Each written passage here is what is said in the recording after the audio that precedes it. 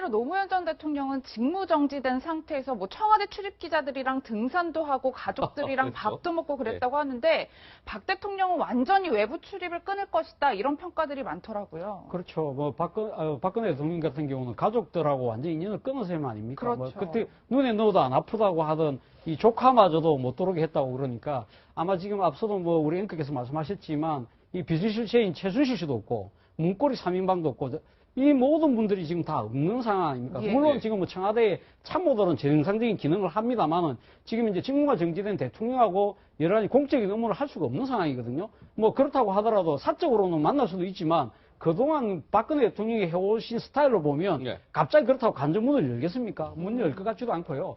아마 상당히 말 그대로 적막강상 속에서 말 그대로 청와대에 유폐되는 그런 아주 좀 안타까운 상황이 아닌가 하는 생각입니다. 솔직히. 네. 자, 그렇다면은 최 교수님께서 보시기에 박근혜 대통령의 여러 가지 뭐 지금 뭐 조리장 얘기도 나오고 있고요. 아까 박근혜 대통령은 탄핵안이 가결된 이후에도 이전과 별반 다름이 없을 것이다라고 보셨는데 예. 역시 그 생각은 변함이 없으신 거죠. 지금도 뭐 별 크게 생각의 변화는 없을 것 같다. 저는 그렇게 생각합니다. 그 박근혜 대통령이 특별히 뭐 탄핵 이후에 큰 충격, 물론 충격을 안 받았다면 말이 안 되는 거죠. 네. 충격을 받았겠지만 큰 변화를 겪을 만큼의 충격은 받지 않으셨을 것 같고요. 차근차근 이미 준비해 오신 것처럼 변호사들도 많이 선임하고 헌재 심리의 어떤 준비하는 과정에 들어갔기 때문에 변호사들과 함께 헌재 심리를 준비하는 과정에 착수하실 것 같아요. 아하, 그래서 예. 변호사와 연락하고 이런 정도지 본인이 뭐 적극적으로 나서서 외부 활동을 하신다거나 밖에 나가신다거나 이런 경우는 극히 적을 것 같아요. 또 네. 뭐 노무현 대통령처럼 기자들과 함께 가는 것도 제가 볼 때는 뭐 혹시 필요해서 하실 수는 있지만 제가 볼 때는 그럴 가능성은 좀 낮지 않겠나. 그래서 청와대 관저에 머무르시면서 본인이 헌재에 어떤 가능한 한 자기의 무죄를 증명해낼 수 있는 예. 여러 가지 생각들과 어떤 조언들과 이것들을 받으면서 준비할 가능성. 그래서 변호사와의 접촉을 늘리고 예. 본인의 혼자 생각하고 사색하는 시간을 늘리는 것으로 가지 않을까 그런 생각이 듭니다. 짧게만 하나 백 말씀드리면 변호사님, 예. 사실 아까 저도 좀 동의하는 건 박근혜 대통령이 사실상 탄핵을 선택하신 거예요. 그러니까 그 전에 다시 한번 대국민당과 나와서 뭔가 승부수가 있지 않을까라는 얘기가 있었는데 없었죠.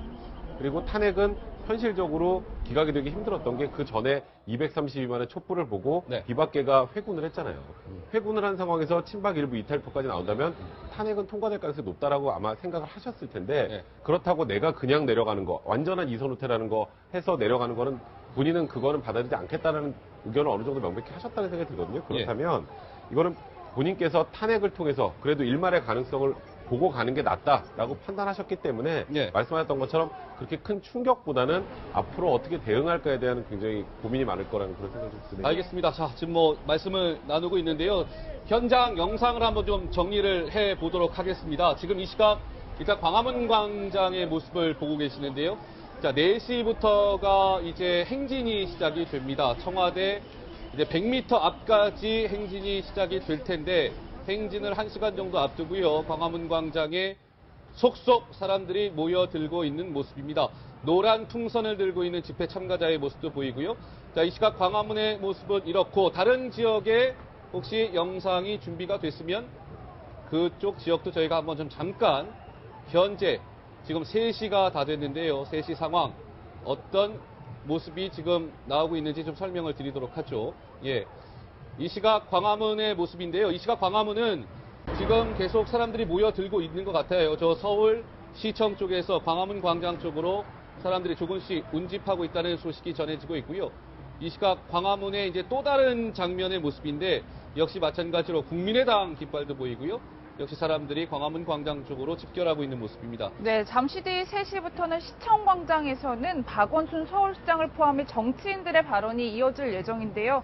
유명 가수인 DJ DOC의 공연도 이어진다고 합니다. 네, 이종훈 정치평론가 김남국 변호사가 저희가 영상 설명하는 도중에 또 자리를 함께 해주셨는데 계속 좀 말씀을 나눠보도록 하죠. 자, 김남국 변호사 지금 광화문 광장 이렇게 지나서 오셨을 거예요? 네, 거쳐서 어떻습니까? 지금 상황이 어떻든가요? 저희가 또 화면으로 보는 것과 또 다를 수 있으니까요. 예, 지금 네. 시간이 조금 이르고 그다음에 오늘 아침에 뭐 다들 나오셔서 알겠지만 좀 날씨가 지난주보다는 훨씬 더 추워지지 않았습니까? 예. 그래서 그런지 아직은 조금 인파가 많지는 않아 보였습니다. 아. 그럼에도 불구하고 분위기는 조금 지난주와는 조금 다른 분위기였습니다. 네. 사실은 어제 탄핵안 가결로 인해서 국민들이 조금 마음이 누그러진 것 아니냐라는 그런 예측이 좀 많았는데요. 네. 실제 현장에 나가보니까 사람들의 분위기라든가 좀 발걸음, 그리고 뭔가 구호를 외치는 것들이 지난주에 비해서는 조금 더 약해지고 마음이 좀 편해진 것 아닌가라는 좀 그런 느낌을 좀 받았습니다. 그렇군요. 역시 이제 마찬가지로 오늘은 그 문화제 축제 형식으로 진행이 될 것 같아요. 이종훈 평론가님. 뭐 가수 DJ DOC 공연이 4시쯤에 지금 진행이 된다는 소식 4시 이전에 진행이 4시 된다고 이전에 하고요. 진행이 됩니까? 예. 또 본집회 6시부터 7시 반까지 1시간 반 동안 광화문 광장 주무대에서 펼쳐지는데 가수 이은미 씨가 또 등장을 한다고 하고요. 이제 축제의 분위기로 오늘 7차 촛불 집회는 진행이 될 것 같습니다. 네. 그렇죠? 예. 네, 그러니까 뭐 일종의 자축위원 비슷하게 이제 진행이 되는 것 같고요. 저도 오면서 이제 봤습니다만 분위기는 확실히 많이 좀 편안해졌다. 국민들이 이제 그런 게 느껴지고요. 그리고 아마 오늘은 이제 참가자가 당연히 많지 않을 겁니다. 사실은 이제까지 참가자가 그렇게 많았던 게 좀 굉장히 이례적인 그런 현상이라고 볼 수 있고요. 사실은 거의 뭐 생업도 좀 팽개치고 지방에서 막 서울로 올라오시고 이런 그 굉장히 무리수를 그동안에 많이 두셨었잖아요. 예. 그만큼 이제 절박했던 건데 일단 탄핵이 국면으로 이제 돌입을 했기 때문에 헌재 재판소 이제 판결을 기다리면서 오늘부터는 아마 그 생업으로 다시 되돌아가서 예. 정상적인 생활을 하시는 분들 그러면서 아마 TV로 오늘 이제 촛불 집회 분위기를 좀 이제 아마 느끼시지 않을까 이렇게 여겨지고 예. 그리고 오늘 이 분위기 자체가 너무 축제로 흐르는 것에 대한 약간의 경계의 목소리도 없잖아 있는 것 같아요. 아하. 그러니까 국민들 중에는 그래도 이게 국가적으로 어떻게 보면 이제 수치스러운 일인데 이걸 가지고 뭐 축제를 하고 축을 하는 것까지는 좀 심하다. 그냥 조용히 예. 우리 지내자. 예. 그래서 아마 오늘은 가정에서 조용히 이제 지내시는 분들이 의외로 많지 않나 이렇게 합니다. 어떻게 보면 국민의 아픔과 국가의 아픔일 수가 있어요. 그렇죠. 왜냐하면 예. 지금까지 우리 그 국격이 자꾸 떨어지는 가운데서 이런 일이 또 벌어지고 하니까 예. 그래서 이게 마치 무슨 잔치집 분위기처럼 막 내는 건 그거는 좀 아닌 것 같아요. 왜냐하면 지금 가정에서 뉴스 정말 보기 싫다 이러시는 분들 굉장히 많으시거든요. 많죠. 예. 그러니까 우리가 여기서는 더 성숙된 시민 의식을 보여주신다면 네. 대한민국에 대해서 또 한편에서는 너무 진짜 희망이 있다 이렇게 네. 생각할 수 있으니까요. 예. 그렇게 좀 해주시면 어떨까요? 네, 경찰 버스에 뭔가 플래카드 같은 거를 좀 붙이고 있는 것 같은데 여기서부터 청와대 1km 몇 년 전엔 차벽에 막혀 올 수 없었던 이곳이라는 또 이 경찰 버스에 플래카드가 붙는 모습도 볼 수가 1년 전에 있습니다. 1년 1년 전인가요? 아하, 예, 1년 전이군요. 알겠습니다. 뭐 꽃 스티커가 이렇게 경찰 버스에 붙어 있는 모습도 볼 수 있었고요. 청운동 사무소입니다. 청와대에서 굉장히 근접한 곳임을 아실 수 있을 겁니다. 지금 저 영상 저 뒤편에 보면 푸른 지붕이 보이실 거예요. 청와대 본관의 모습인데 예, 그만큼 청운동 사무소는 청와대와 인접해 있습니다. 효자 치안센터 같은 경우는 계속 말씀드리는 바와 같이 100km 거리, 뭐 청와대 거의 코앞이다 이렇게 볼 수 있을 것 같은데 역시 오늘 집회도 효자 치안센터 청와대에서 100m 앞까지 허용이 되어 있는 상태입니다. 자, 근데 최 교수님 어떻습니까? 이 박근혜 대통령의 직무가 정지가 됐고요. 예. 황교안 국무총리가 이제 박근혜 대통령의 권한 대행을 맡게 됐는데 예. 황교안 총리가 어쨌든 권한 대행을 맡고요. 굉장히 의욕적으로 좀 움직이고 있는 것 같아요. 계속 뭔가 국무회의도 주재하면서요. 예. 뭐 어떻습니까? 두 가지 측면에서 봐야 될 것 같은데 그냥 순수하게 보면 황교안 총리 입장에서는 국정이 제대로 운영되기 위해서 본인이 직무 대행으로서 역할을 잘 하겠다고 하는 모습일 거고 예. 이걸 조금 이제 오버해서 그러니까 넘어서서 해석을 하게 되면 총리가 너무 나서는 거 아니냐 이런 이제 느낌을 받을 수 네. 있는데 둘 중에 하나의 진심은 뭐냐는 아직은 잘 모르겠어요. 근데 황교안 총리 입장에서는 뭐 그렇게 생각할 수 있잖아요. 대통령의 직무가 정지된 상태에서 국정은 잘 돌아가야 되고 지금까지 대통령이 탄핵이 결정되기 전까지 여러 가지 혼란도 많았고 국정이 거의 마비되다시피 했는데 예. 이 상황에서 다시 국정을 원활하게 돌리는데 본인이 역할을 해야 되겠다는 생각을 가졌다면 그건 뭐 국민이 받아줄 수 있을 거라고 생각이 됩니다. 다만 대행이라고 하는 것이 갖고 있는 한계예요. 한계. 네. 그러니까 국민이 직접 뽑은 대통령은 아니잖아요. 직무대행이라고 하는 것은 제한적인 임무밖에 할 수 없는 상황이기 때문에 예. 여러 가지 제한적 요소들을 본인이 잘 인식해서 예. 그것이 국회나 국민들의 어떤 인식과 충돌되지 않는 범위 내에서 본인의 역할을 충실하게 하면 좋을 것 같고요. 예. 그래서 황 총리 입장에서 국정이 원활히 돌아가는데 본인 역할을 잘한다고 하면 국민들이 지지해 줄 것 같아요, 저는. 그러나 그게 만약에 예전에 고건 총리가 보여줬던 예. 그 범위를 넘어서는 행동을 했을 경우 뭐 인사권을 하는데 차관급 이상을 인사권을 행사한다거나 이랬을 경우에 네. 국회나 아니면 국민들로부터 또 반발이 날 가능성은 충분히 있기 때문에 황교안 총리가 그 부분은 잘 생각하셔서 네. 자기가 할 수 있는 범위 내 일들을 착착 해나가면 국민들도 지지해 줄 걸로 저는 생각합니다. 예, 근데 김남국 변호사 어떻습니까? 네. 그 고건 총리 같은 경우는 노무현 대통령이 이제 국회 본회의에서 탄핵 소추안이 가결이 되고 헌재에서 기각 판결이 나올 때까지 한 63일이 정확히 걸리지 않았습니까? 예, 보니까 고건 권한대행 당시에 보니까 직무정지 63일 동안 청와대를 한 번 방문했다는 기록이 있더라고요. 황 총리도 비슷한 그런 그 행보를 보일 거라고 보십니까? 어떻게 예상하세요? 조금 다를 것으로 좀 생각이 다를 됩니다. 거라고 예, 보십니까? 사실은 고건 네. 총리 같은 경우에는 매우 굉장히 권한대행 역할을 성공적으로 수행했다라고 평가를 받고 있습니다. 네. 그 이유가 이제 뭐냐면 사실은 노무현 전 대통령이 있음에도 불구하고 사실은 어떻게 보면은 뭔가 충돌, 역할 충돌이 이런 게 있을 수 있었습니다. 그런데 고건 총리 같은 경우에는 아까 뭐 신임장 그 청와대를 한 번 방문했다라고 했는데 네. 외교 대사들 이렇게 신임장 줄 때 딱 그때 한 번만 방문을 하고 예. 그다음에 인사 같은 경우에도 국무위원은 인사를 하지 않았습니다. 차관급만 인사를 했는데 딱 필요한 곳에만 인사를 했고 예. 또 그 발표 또한 본인이 하지 않고 인사수석, 청와대 인사수석의 발표를 맡겨가지고 정말 굉장히 낮은 자세를 행보를 보여줬습니다.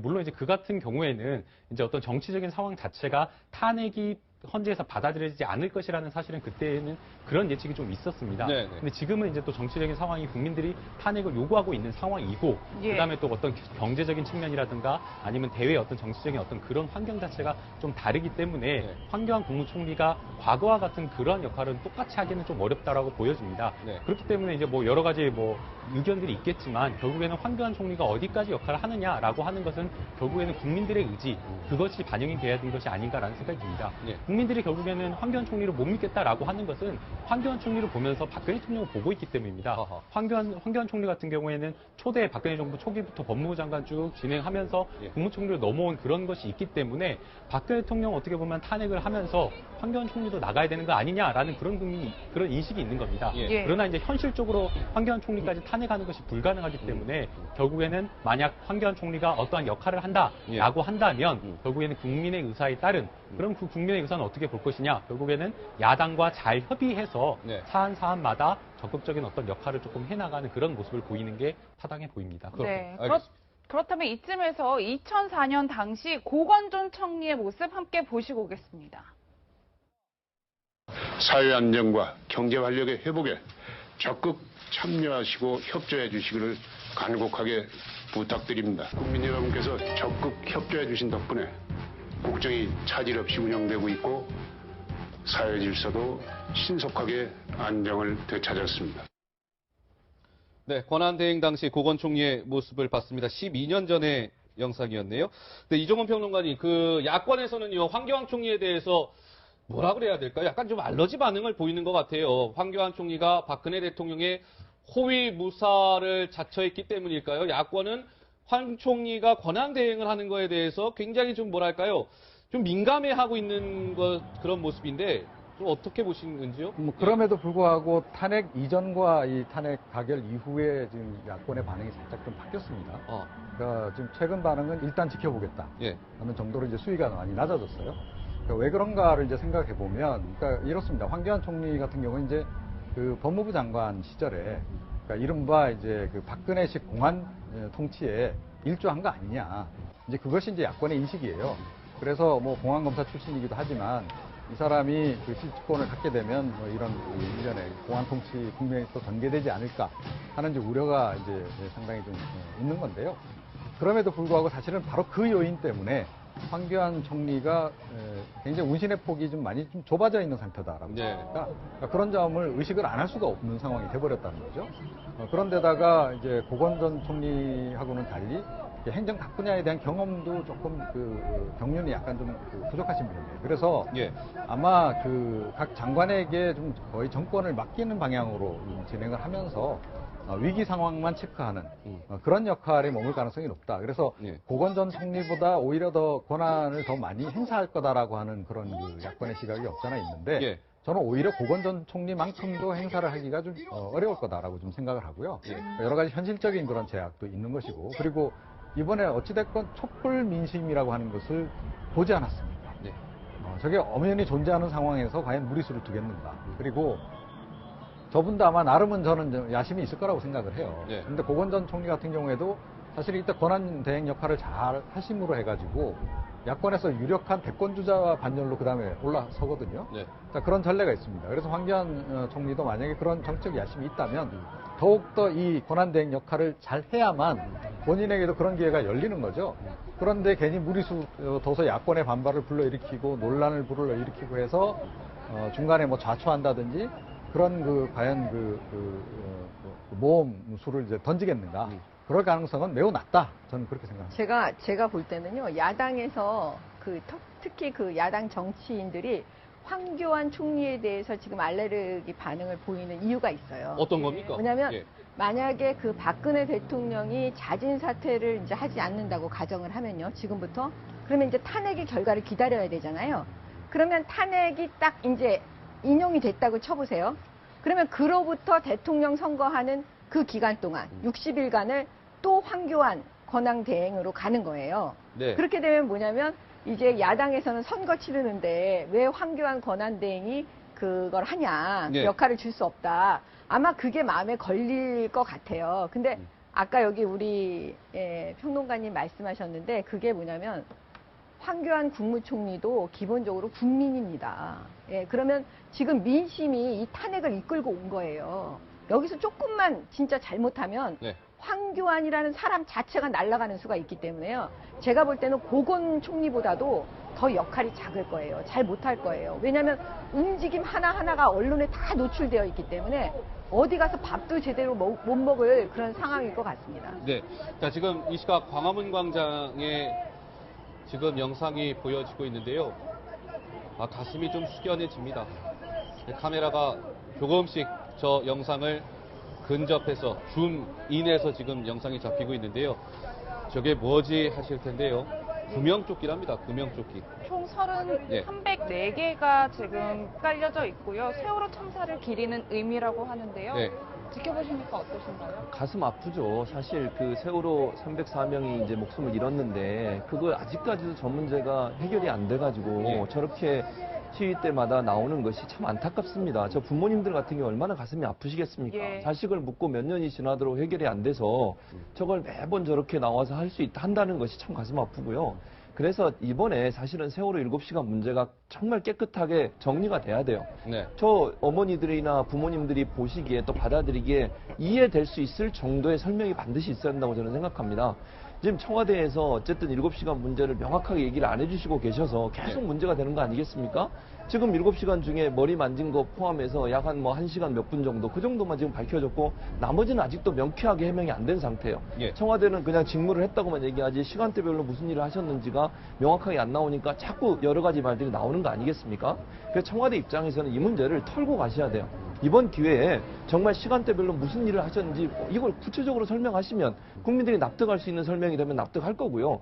혹시나 그것이 국민들이 납득할 수 없는 일이면 거기에 대한 질타도 받으셔야 되는 것이고 네. 그것이 청와대나 박근혜 대통령이 하실 일이고 그래야 그날 저렇게 많은 아이를 숨지게 만든 그 부모님들의 마음 그 마음을 풀어줄 수 있는 원한을 풀어줄 수 있는 유일한 방법이라고 생각이 됩니다. 네. 예. 어제 탄핵 소추안에는요, 새누리당 내의 친박계 의원 가운데 한 20여 명 정도가 찬성표를 던진 것으로 그렇게 추정이 되고 있습니다. 234명의 의원이 이제 찬성표를 던졌는데 그 중에는 20여 명, 한 29명 정도가 아닐까 싶은데요. 친박계 의원들까지도 탄핵 소추안에 찬성표를 던졌다. 이렇게 추정이 되고 있는데 새누리당 얘기를 좀 잠깐 해보도록 하죠.